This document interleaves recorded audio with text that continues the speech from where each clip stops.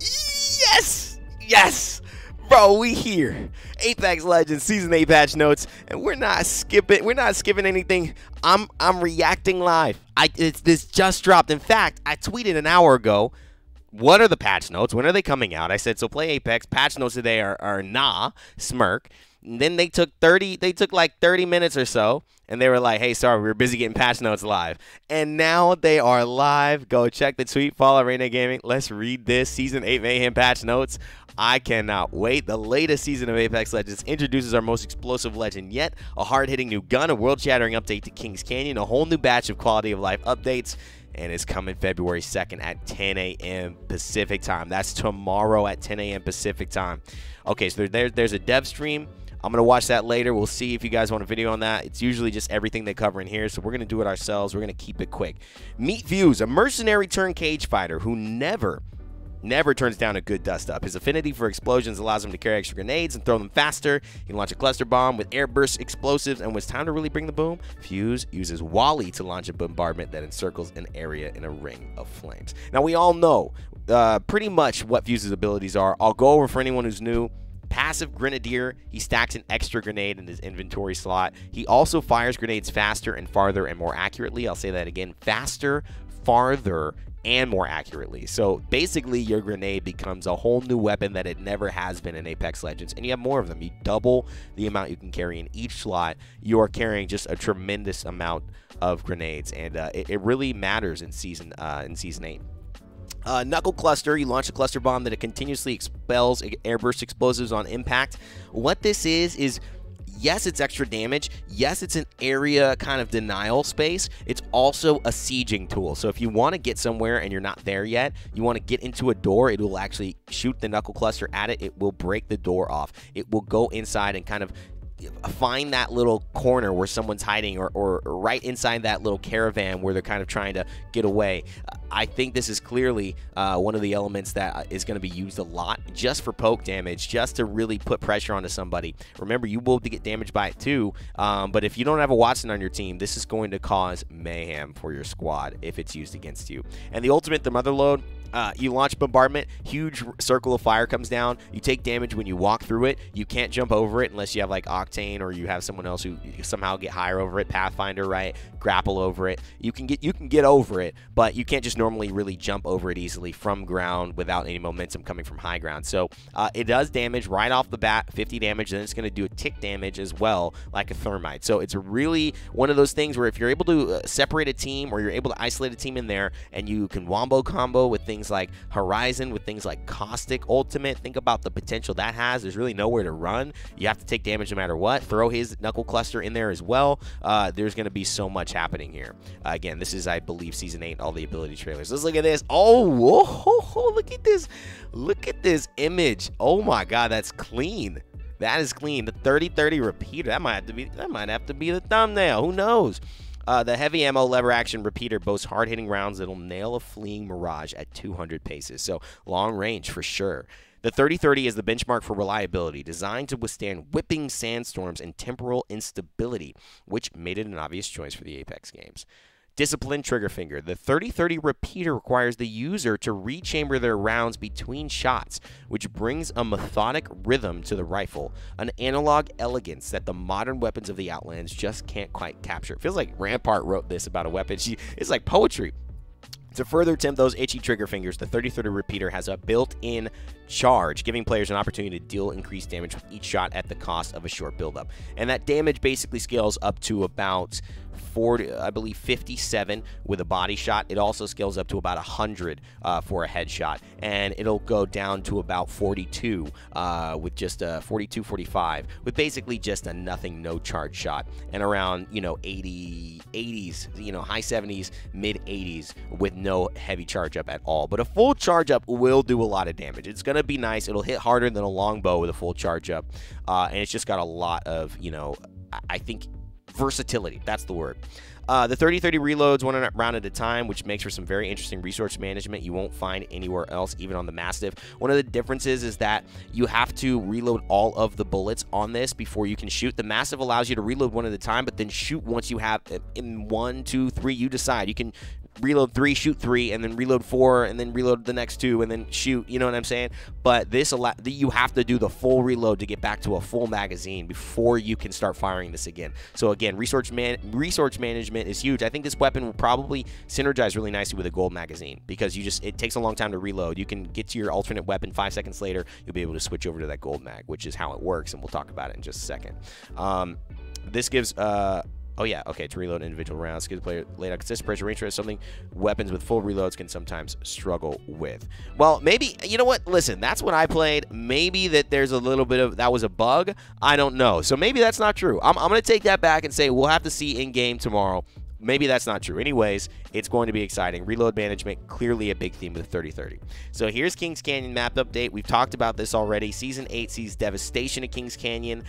This whole area has changed. You see this area right here. There is a huge, beautiful zone. There's all this backspace, and it really makes Kings Canyon, the one you know, look very different because this whole northern and northwestern side of the map is a lot more playable, and it is just a lot more fun, and there's more space, actually. It's a bigger map. It's much more comparable to World's Edge and Olympus now versus Kings Canyon being the smallest map. So that's super, super awesome. Check it out. The blog post is here. I've read it. We've already talked about it. It's really great. Legendary magazines. This is what I think people were worried about. And here is the big thing about this. It reloads after 5 seconds. So as you're using the gold mag, you use another weapon. 5 seconds later, that weapon that has a gold mag on it will be fully reloaded. So the idea is that if you can get a weapon that can give you 5 seconds of playtime, like so for instance, you have that repeater. You don't want to reload it. You switch to your Spitfire and you fire that thing for, you know, what feels like 30 seconds. By the time you get back to your repeater, you will have a fully loaded repeater. Now, if you can have it on 2 weapons, it's not very common from what I saw in the loot pool. If you can have it on 2 weapons, you're going to be in a potential never-ending shooting situation because the only weapons that are going to make this not really possible to continue to go and go and go and not reload are like R99s and Volts because they get rid of their magazines so quickly, and that's part of the value of the weapon. But longer firing weapons, even when you start looking at Alternator and you start looking at Spitfire and you start looking at, I don't know, big magazines, Flatline, right? R301 maybe even a little bit. Alternator maybe a little more because it shoots a little slower. But I'm just talking about those kinds of weapons are going to give you enough time, and sniper specifically too, if you're spending time on a sniper, give you enough time to get back, have your gold magazine do the work for you. Plus, it's a high-level magazine. These are going to be really cool to have. Here's one of the coolest features that I saw in play, damage counter. You now have a damage counter. So in-game, you will see how much damage you do. It is going to be in the top right screen right here, how much damage you actually do. And you're going to be able to count, oh, I'm at 2,000 damage. I'm at 3,999. I need 1 more damage. We've all gotten out of game and had those moments where, like, really, I needed 1 damage just to get this badge. Now you'll be able to see it. It's one of the best changes I think they made this season. Pinging ammo. Pinging weapons or ammo in your inventory displays your current ammo along with the player wants ammo in quick chat. Nice. Colorblind update, healing and reviving. So now if someone basically says, I want light ammo and they have 250, you could say, screw you. Kidding. Colorblind update, healing and revival will not follow colorblind rules. That's awesome for colorblind mode. I don't play on it, but that's great. I'm glad that helps. Lore blurbs on canon skins. Some of our skins are canon, and some are just for fun. For the skins that represent an important part of the character's backstory, we've added a small blurb to describe the significance of the skin in that legend's life. I feel like that's like what the Pathfinder Fight Night skin will be, and a lot of the skins that you see in any of those Stories of the Outlands will probably have that element. That's cool. I'm excited to kind of find that lore blurb. All right, legend meta. Let's look at this, guys. Big conversation here. Here's what we're here for. Wraith has some hitbox adjustments. Oh, this is already starting off spicy. Dev note, we know, why is this in my mouth? Sorry I keep adjusting. This is just all up in my mouth, man. Okay, dev note. We know Wraith will always be a popular pick considering the amount of combat utility in her kit. After many tweaks to her abilities and animations, the fact remains that her win rate continues to be at the very top as it has since day 1.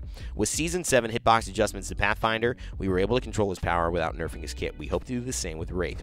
Wraith now has a slightly larger hitbox than her fellow small legends, but the changes stay true to the model. As you can see in the before and after, we're adding some with width, mostly in the torso and leg areas. Oh my. So look at that. Really, here's the distinction right here, and let's open this up just for a little quicker, look. You could see it comes out to here now, whereas typically that would have been maybe right around here. You're seeing the width come down straight from her knees when she's standing, and it normally would she just had a very form-fitting hitbox, and she's already a really small legend. So what they're doing is saying, you know, we're giving you more wiggle room to hit her because she's already very small, and these tweaks seem like they will be good. The only thing that has happened with some of these hitbox tweaks is that they have taken sometimes a patch or two to completely work. Remember that one skin? I'm hoping that that's not the case here, but we had that one time the Rey skin came out, and it was like the hitbox, you couldn't even hit her. So I'm hoping that this helps to give her some balance, and I wonder what this will do to shake up the meta. I'm serious, because, you know, when you get things like this and players who play Wraith, which is basically every high tier player, most of them, start dying more, and they're like, oh, screw this, they start looking.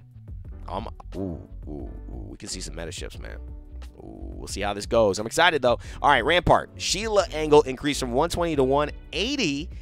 Wall health in build phase increased from 1 HP to 45 HP. All right, so this is huge, man. Rampart has remained at the bottom across our performance metrics since her release. Her kit is very much built around proactively setting up a powerful position, but in a game as fast-moving as Apex, we determined her wall should have some reactive power as well. We're keeping a careful eye on this one. So basically, when you're building the wall, it's going to have damage, and it's just less than what Crypto's. It's just the same as Crypto's drone, and it's stationary. This is not a huge change, but it is a change that will be a large quality of life. If someone still wants to use a lot of bullets to destroy the wall, sure, but it's not just going to be one bullet flying out of, you know, Timbuktu coming and destroying your wall as Rampart. You're like, I built the dang wall. It's a wall. Why is one bullet taking it down? That's the point of the wall. The thing is, I do like the angle. I think your ultimate has been a little odd, and I do think that Rampart, when you look at a character like this really quickly, and they perform poorly at the start of their release, there have to be so many buffs to change the public perception of the character, and it will not change until you overbuff a legend. I've seen it before, and this is why I always say put legends out strong, because you can always nerf them to the right spot. You put a legend out weak, no one plays the legend. No one learns the legend. No one discovers cool things to do with the legend or how it might fit in high level. Then you have to buff it, and people still usually don't get it on the first buff. Then you buff again. Then you buff again. You buff until they're normal, but everyone still thinks they're bad. The Mozambique has gotten buffs. People still think it's the worst weapon. It probably still is, but they would have to make that. Like, now it's a year, and Rampart's been out for several seasons, and who cares? We got a new legend. This is why you always, in my opinion, come out stronger and nerf down versus coming out down. It's a harder road to climb to get people to do it, but they seem committed with Rampart, and I think it also, you know, is just a fun character. I really love Anjali. I interviewed her as the voice actor. I want this to be a great legend. I'm hoping that this does the fix. You guys let me know. Horizon. Gravity lift effective cooldown increased from 21 to 25. The 15-second kills. Wraith in win rate and pick rate. Oh my god. For the time being, we're monitoring use to check whether or not the cooldown changes have. This will have a significant effect. Okay. So first of all, 21 seconds, and it starts the second that you throw it. So that means that if you're up there for 10 seconds, by the time you get down, you have 11 seconds before you can use it again. Now, it's not only 25 seconds of a cooldown, okay? And then you're going to have 25 seconds before you can use it again. So the length of time that you're going to now have to wait to use much. But I do think it's going to take away the spamminess of, hey, I called Horizon being an amazing legend from my last tier list. I said she's going to be the new meta. This is going to maybe put a slight hold on it, but I don't think it's enough to stop it. I think Horizon's going to be in the new pro meta in a big way, and I think you know, maybe this is a good check and balance before she gets just too well known as how good she is. Okay, there was an input clash that led to unreliable usage. We decided to add some launch options that are better defined. Arc, the speed and trajectory of the old super jump. From a crouch position, players will launch like nothing. But I've played this. Octane's mobility is going to surprise you guys so much, it's going to be insane. Octane, when you take a run and you slide on this pad, you go so far that you will not believe it the first time you do it. You will not believe this is real. You will have a smile on your face. You will make some noise out of your mouth like, oh, what? I'm not sure what it's going to be. It might be a different noise. Anyways, you might burp. I mean, I don't know, brother. But at the end of the day, you will say this is insane, especially when you compare it to what Octane is now. I love it. I think it's so fun. To me, if Fuse wasn't coming in with a heavy kit that I think could be worthwhile and competitive, I'd start saying Octane's mobility has reached a competitive level. I really believe that Octane's mobility right here is now at a competitive high level. Does he have enough in the kit? Are there enough slots? Is there a team comp that works for him? That's up to the pros and you guys to find out. We'll find out throughout the season. But I do believe this mobility is enough. This is enough. You can get anywhere. I'm telling you, this is nuts. Yeah, I can't wait. You'll see. You'll see. Crypto, remove ability to stick arcs to friendly drones. All right, so you cannot go basically Crypto, Arcstar into somebody. Nice. Not a lot of change for Crypto. Loba. Loot inside unopened care packages is now visible with eye for quality and accessible through the Black Market Boutique. This is a big change because it means that what we thought Loba could do, which is basically a Kraber shows up in a care package half a mile away. You see it, but you don't want to go over there. No team wants to push. They're all in their spots in the final circle. Loba can Black Market Boutique and pull the Kraber out, but that was not how it worked. Somebody had to go over there and basically open the crate for it to be accessible. And unfortunately, that meant that Loba really, you know, he had to get perfect timing or you were not going to be able to access that. And that's what they kind of sold as the dream for Loba. And I agree, that's what Loba should be. Unfortunately, that wasn't the case. Now it is. And I'm excited for that. And also the fact that she could see what is in the crate is actually kind of a big deal too. The fact that she's going to be able to see, oh, it's PK. Oh, it's a Kraber. That could change whether you risk going to a care package. Right now you're playing a gambling game. She knows. And then she has the Black Market. So she doesn't even have to go. I mean, I think, honestly, this is a change that's a small quality of life that could start to give some implications towards some high-level scenarios that I'm excited about. All right, Caustic. All gas now dissipates as soon as Caustic's team is eliminated. That is a great change. Caustic gas staying around past the character's life. Yeah, no, I don't like that. I'm really glad they made a look at it, and so that's good for Caustic and people playing against Caustic. Mirage decoys create footsteps. This change was mistakenly mentioned in the Fight Night patch notes when it was in fact coming with this patch. Mirage decoys will now have footstep, audio, and a limited capacity. There won't be a footstep tornado if an enemy Mirage ults nearby, but it should be slightly harder to pick out the real Mirage from audio cues alone. And that is really, it may seem like this is a bad thing, like, oh, why would I want my decoy to be making footsteps? You want your decoy to make footsteps. You want it to distract players and make them think a real player is coming or a real player is over there. If someone hears footsteps in front of them, they're going to go look for that. And if you're behind them and you've set a decoy to go in front of them, you can now sneak up behind and that more effectively bamboozle them. So I think Mirage, again, getting more kits. Very excited about him. Now, that's the Legends. Let me know what you think. Let's get into the weapons. Fully kitted rotation. They removed the Wingman, the Sentinel, the Havoc, the G7, the Alternator. They added the R301, the 3030. Oh, gold 30. Gold Mozambique. Oh, my God, ladies and gentlemen. The season of the Mozambique. Longbow, DMR, and the Spitfire. All right, so Spitfire, gold Spitfire, man, is going to be crazy. It's going to be crazy. Gold magazine, gold Spitfire, and gold 3030 repeater is going to be a crazy loadout right now. I'm telling you, it's going to be a crazy loadout this season. Check it out. These mags are serious, so find these weapons. Show me what you can do with them.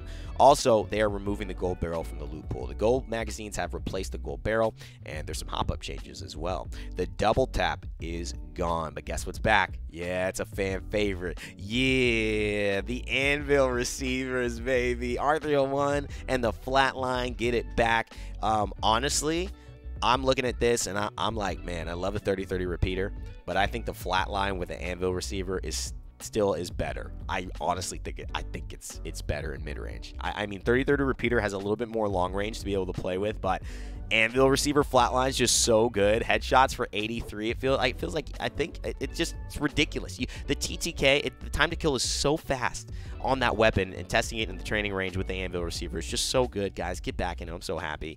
The Volt bullet damage increase, wow, decrease. So that's a big nerf to the Volt. You know, each bullet matters, especially when you're looking at, you know, finding balance. But again, trying to bring it more, I think, into the relevance of some of its competitors. It was a very high TTK weapon, and pretty much, I think nothing but a fully automatic Prowler was really beating it consistently. R99, I think, lost out slightly to the Volt as well. So this is a strong choice, and we'll see how it shakes out. I mean, there's a lot of good weapons coming in. It's going to be a little bit more interesting. The Alternator getting a buff as well, which is a kind of a shock to me, but I think finds its role a lot better in the meta with weapons, because the Alternator is a weapon that should fire slower and hit harder. You have the RE45 firing softer but shooting really quickly. You have the R99 firing like the exact same way, but being more of that strong SMG, maybe a little bit more reliability, a little bit more range. You have the R301 hitting harder and kind of giving you that more long range, but you have the Alternator really being more of like this like consistent, methodical, kind of